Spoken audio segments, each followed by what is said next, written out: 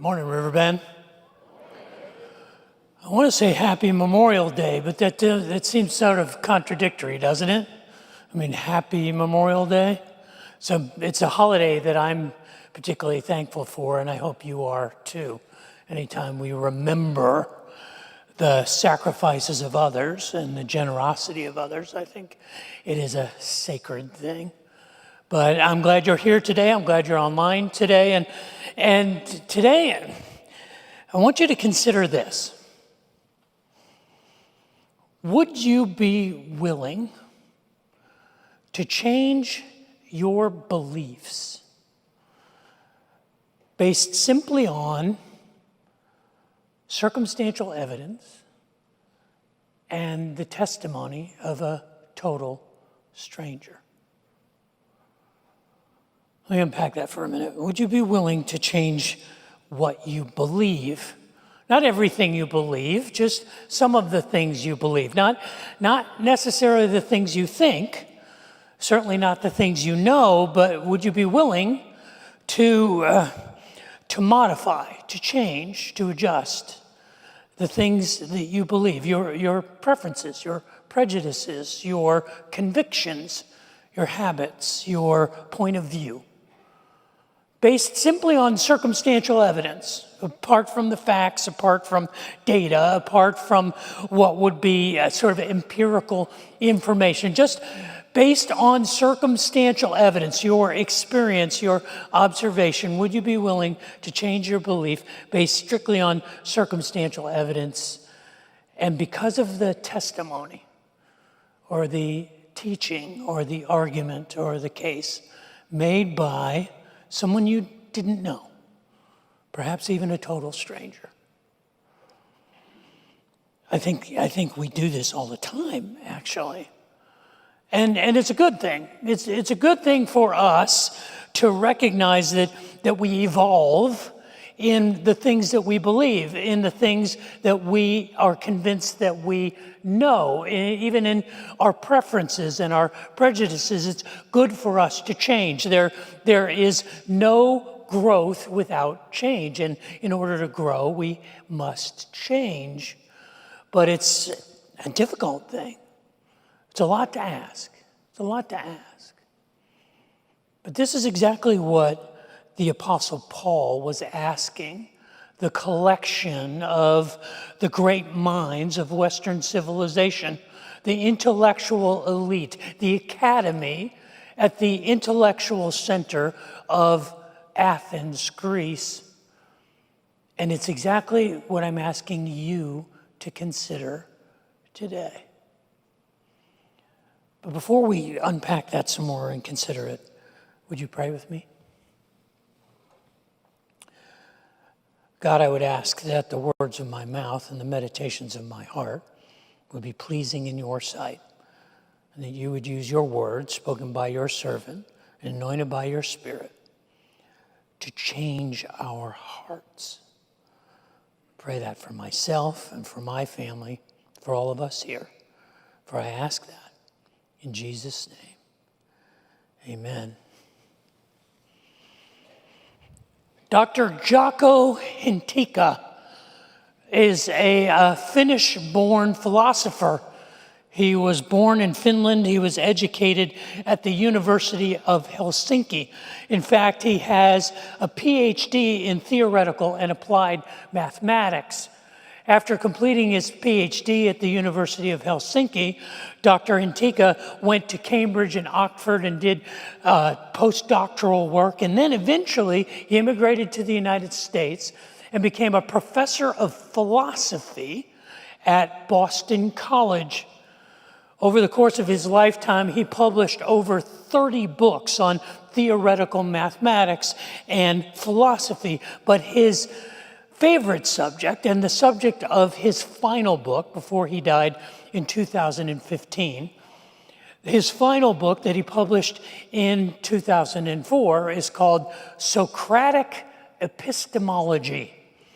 It's a real page turner, let me tell you. Ooh, boy, you just make yourself through this. And I would recommend this book to any of you who are having problems sleeping. And it doesn't matter whether it's at night or in the middle of the day, you just try and plow through a page of this stuff and you'll be out. It's also a book that I would highly recommend that you give to any of your friends who imagine that they are above average in their intelligence. Say, just chew on this for a little while. I wish I could tell you that I got through the whole book, and I tried. I really tried. But I found myself, once I got through a paragraph, I had to go watch an episode of Seinfeld just so I could go, oh, that I understand. And so I wasn't able to really delve into Dr. Hintika's philosophy of epistemology, but I just want to share with you one of the things that I discovered. So get comfortable, not too comfortable, or I'll lose you. This is what he says about Socratic epistemology. He said, "My method is, in a sense, as old as Western epistemology. I am construing knowledge acquisition as a process of questioning, not unlike the Socratic elenchus. I have been impressed by Socrates' method as strongly as was Plato, who turned it into a universal method of argumentation and philosophical training in his academy 2,000 years ago. Any competent trial lawyer knows that the most important feature of a successful cross-examination is being able to predict witnesses' answers. Aristotle quickly discovered that certain answers were indeed perfectly predictable. By studying such predictable answers in their own right in relation to their antecedents, Aristotle became the founder of deductive logic. Since such predictable answers are independent of the answerer, they can be considered ad argumentum, that is to say, by reference to the structure of the argument only.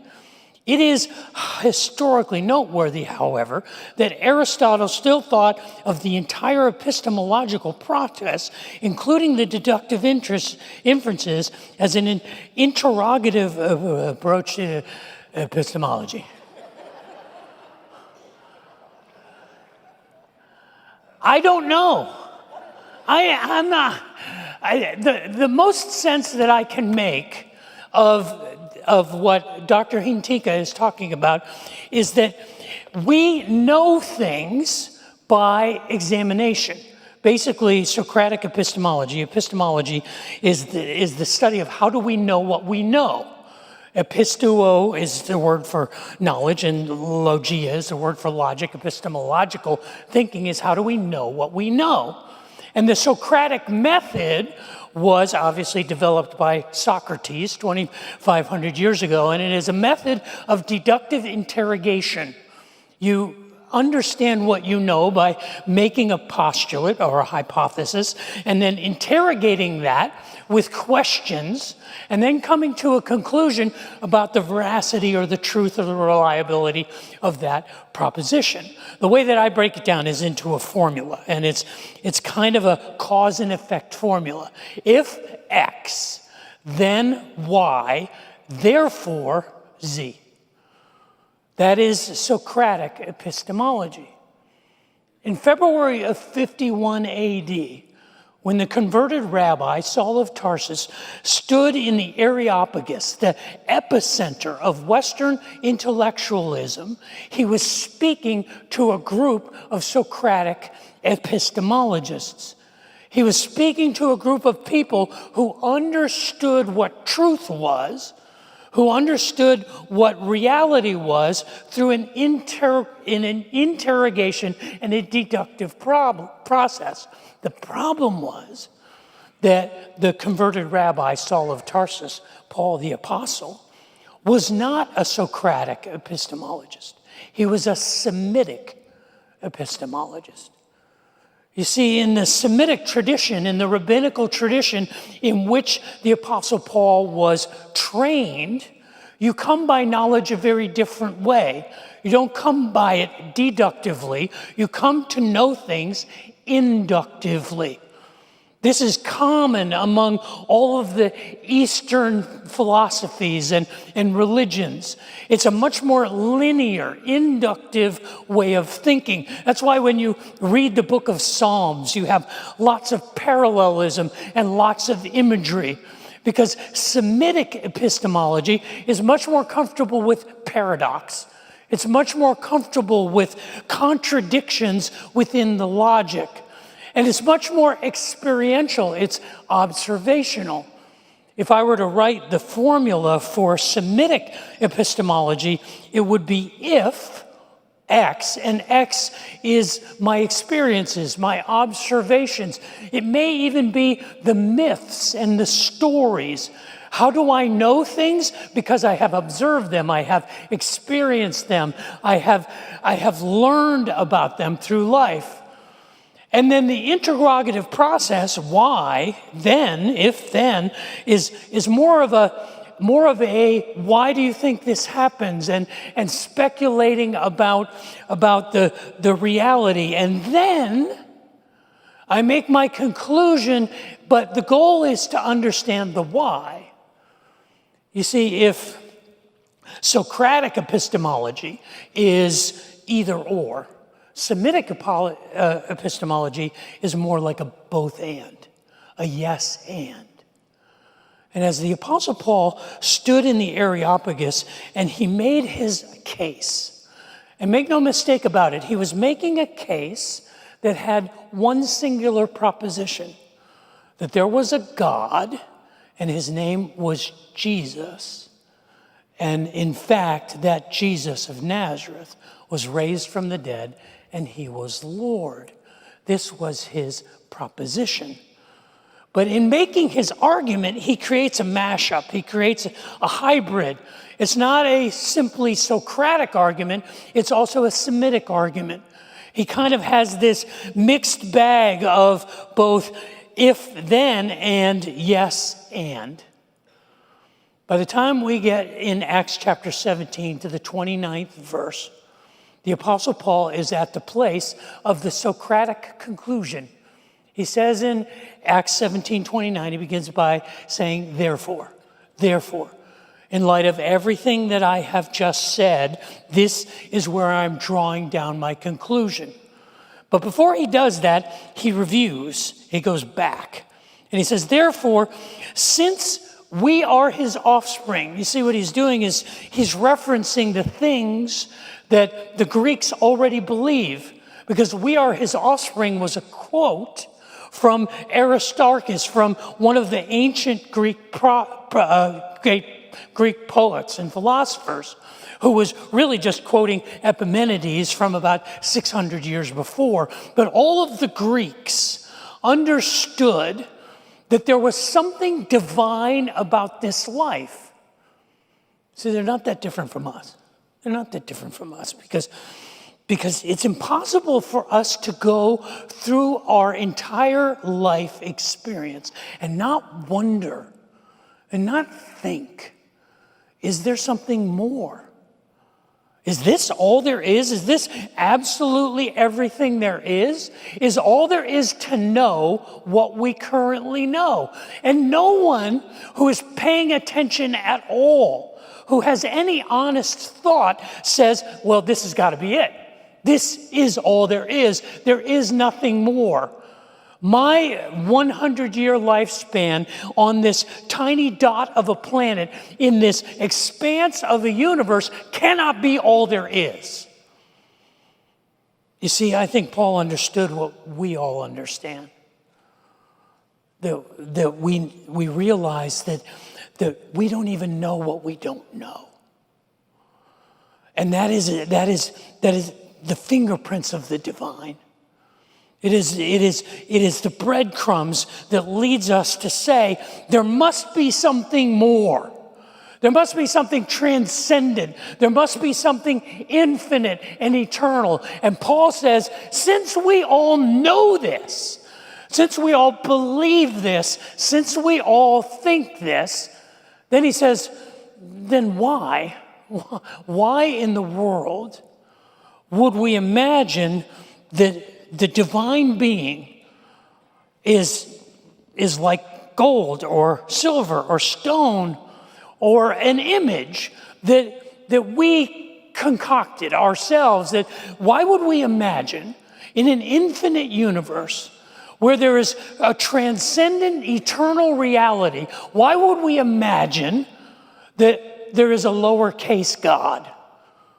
A God that was a product of our imagination. Why would we do that? Why in the world, if you were imagining that there was a God, that it wouldn't be the God of all gods, the infinite, all-knowing, all-powerful God? Why would you even imagine that God was something you could fully understand, that we could draw out by human design or skill? Why would we even think that? What Paul is basically saying is, if you're going to believe in God, go big or go home. Go for it. God is either the God of everything or he's not God at all. And he basically does this to review. He says, if we believe this, then why not understand that there is a God who's the God of all gods?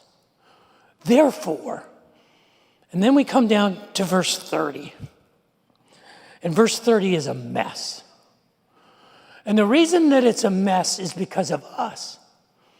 Because we religify. I don't think that's a word. I don't think religify is a word. But you understand what I mean. We look at verse 30 and we put it in terms of our religious practice. Paul is not talking about that at all. He says, if there is a God, and we believe that there is a God, and that God is the God of all gods, therefore, then we have to understand that God, and he says, that God in the past overlooked such ignorance that we would think that God was just an idol or lived in a temple. But now he calls or commands all people to repent. And we get hung up on three things in that verse with our religion. And the first one was, he says, when God overlooked such ignorance. Now the word there is uper arao. Uper arao is a combination. Uper means more than or above or greater than. It often has the emphasis of excess. Arao means to see. Basically, when we think of the word overlooked, we think of like, I'm going to ignore that. I'm going to look past that. I'm going to look beyond that. That's not what uper arao means at all. What uper arao means, and the hard thing to understand, is it's a hapax Now, this is the only time it appears in the Bible. It's a word that Paul made up. It's like religify. And he said, God overlooked, God superlooked is what it literally means. God looked so intensely in the past. You ever ask yourself, what was going on in Easter Island? What was going on at Stonehenge? What in the wide world of sports was going on with the Incas and the Mayans? Why in the world would people who are basically scratching out a survival in the jungles and the islands of the world, why would they take the time to create these ridiculous monuments? Why would they do that? Why are there the pyramids of Giza? Why are these tributes to the unknown God throughout human history? If you think of it anthropologically, let's say human tribal civilization has existed on the earth for over 10,000 years. Let's suggest that. What is the one thing that all human beings have done for all of those 10,000 years? They have tried to figure out God. They have been trying to figure out who this is, the why and the who and the what of the universe that they live in. And in that desperate search, what Paul is saying is God saw that and God understood it. God understands the cry of the human heart to know the divine. It wasn't like God looked over it. And the word for ignorance there is agnostic. It's agnosis. God understands our confusion. God understands that we can't figure it out on our own. And he not only understands it, he super understands it. He uperarao, he supersees it. He gets it. He understands it. But then he says, but now God is commanding, and that's such a, I wish they didn't choose that word. Believe me, the Bible is so reliable. Pick it up and read it and trust it. But sometimes the words that we translate it with kind of create our religiosity. And what it really means is he calls out. He calls out to us. God reaches out. God calls, hey, psst, I'm here. And calls us to repent. It's what I call the Ignaz Semmelweis principle. Ignaz Semmelweis was a Hungarian medical student. He graduated from the University of Vienna Medical School in 1846. Now, I couldn't find any reason that Ignaz Semmelweis did not get an appointment to one of the more prestigious fields of medical study. Apparently, people didn't like him. Apparently, he was not a well-liked person. And so when the assignments came out at the end of medical school, he was assigned to the very new field of obstetrics. In the middle 1800s, for decades, probably for centuries, the assistance in the labor and delivery process was supervised by midwives. It was exclusively a feminine activity. It had never been considered necessary of doctors' oversight or medical knowledge. And so Semmelweis was assigned to what was this new field of obstetrics. And the reason that he was assigned to that, not only because he was probably an annoying person in general, but was because the doctors at Vienna Hospital noticed an increasing mortality rate post-delivery of women from infections. At the time, it was between 1% and 2%. 1 and 2 women out of 100 would die out of a postpartum infection. And they said, we're going to assign medical doctors to assist in the labor and delivery process. Within 6 months, the fatality rate went from 2% to 18% because they had assigned the doctors. And Semmelweis was perplexed, obviously. And he began to do his research, and one day, one of his colleagues came down with the same infection that killed the women postpartum. And he began to think, how did he get the infection? Because he didn't deliver a baby. And he came up with the novel idea that perhaps what was happening was the physicians who were working in the pathology lab and then would run in to help deliver a child were carrying some kind of infection with them. So you know what he did? He invented hand washing. He basically said before the doctors leave the pathology lab, they should wash their hands in a solution of water and chlorine. And the fatality rate went from 18% to almost 0 within a matter of weeks. Well, Semmelweis thought, well, we have a connection here. We have a connection between these infections and dirty doctors' hands. And he wrote a paper on it, and he presented it to the directors of the Vienna hospital. And they rejected it out of hand. You see, they believed, and contemporary medical thought was, that infection was transmitted by a process called miasma, which is associated with odors. If you smell it, you could get it, is basically what they believed. And Semmelweis suggested, no, what you know is wrong. What we believe is wrong. And they stripped him of his medical credentials and removed him from his appointment to obstetrics. And he wound up destitute and broke on the streets of Vienna. And in 1865, he died in a Viennese mental institution.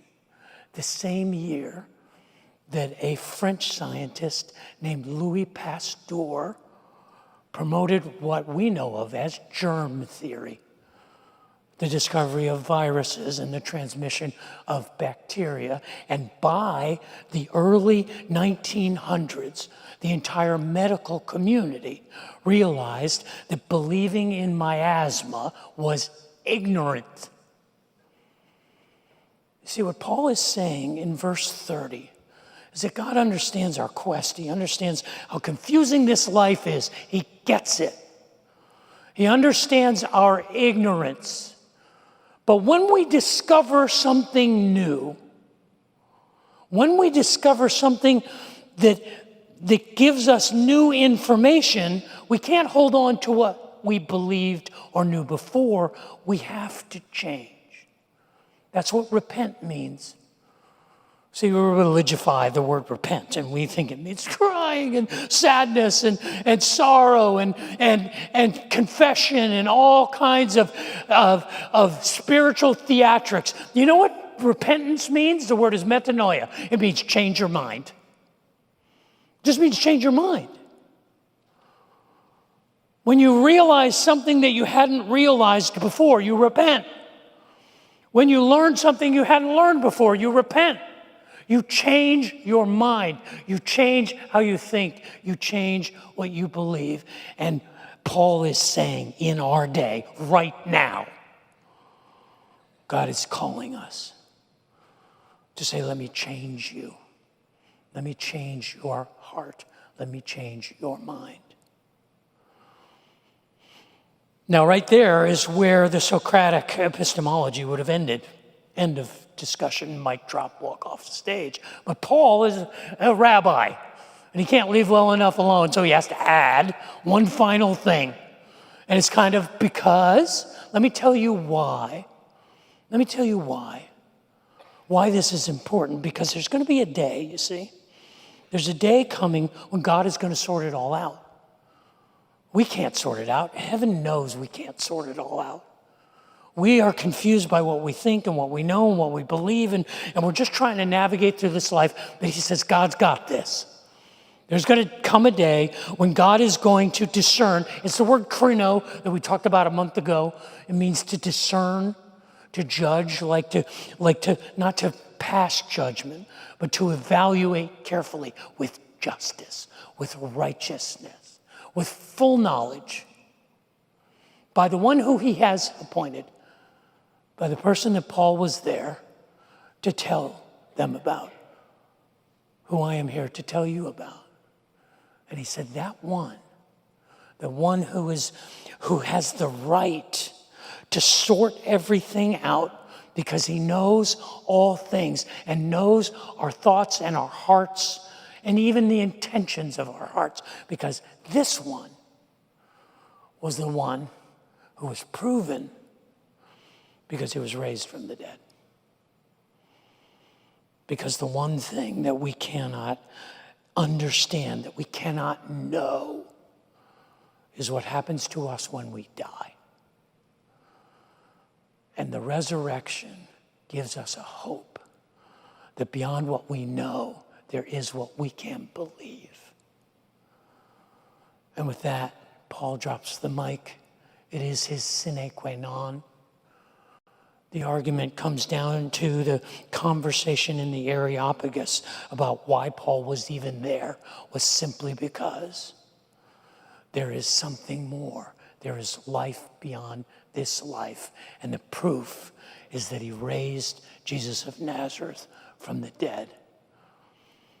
And in the Socratic Epistemology, Paul not just believed that, he knew it. Just like I do. I don't just believe that, I know it.